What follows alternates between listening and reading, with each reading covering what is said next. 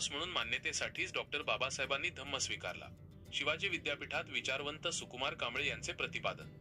शिवाजी विद्यापीठात आयोजित फुले शाहू आंबेडकर सप्ताहाचे उद्घाटन ज्येष्ठ विचारवंत सुकुमार कांबळे यांच्या हस्ते उत्साहात संपन्न झाले.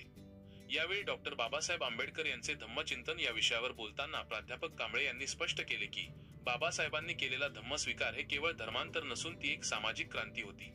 समता, स्वातंत्र्य आणि बंधुता या मानवी मूल्यांच्या आधारावर माणूस म्हणून सन्मानाने जगण्यासाठी त्यांनी बुद्धाचा मार्ग निवडला.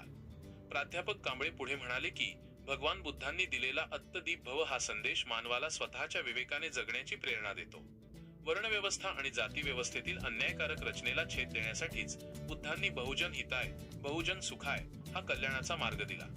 डॉक्टर बाबासाहेब आंबेडकरांनी महाड सत्याग्रह आणि काळाराम मंदिर प्रवेशासारख्या चळवळींतून विदारक अनुभव घेतले होते. त्यातूनच त्यांनी विज्ञाननिष्ठ आणि तर्कसंगत बुद्धधम्माचा स्वीकार करण्याचा ऐतिहासिक निर्णय घेतला. कार्यक्रमाच्या अध्यक्षस्थानी कुलसचिव डॉक्टर विलास शिंदे होते. त्यांनी आपल्या मनोगतात फुले, शाहू आणि आंबेडकर या त्रयींच्या विचारांचा एकत्रित अभ्यास करण्याची गरज व्यक्त केली. छत्रपती शिवाजी महाराजांच्या कार्याचा वारसा या महापुरुषांनी पुढे नेला असून विद्यार्थ्यांनी शिका, संघटित व्हा आणि संघर्ष करा हा मंत्र अंगीकारून विवेकनिष्ठ बनावे असे आवाहन त्यांनी केले. या प्रसंगी विद्यापीठातील विविध विभागांचे प्रमुख, शिक्षक आणि विद्यार्थी मोठ्या संख्येने उपस्थित होते. स्वागत अविनाश भाले यांनी केले तर डॉक्टर तेजपाल मोहरेकर यांनी आभार मानले.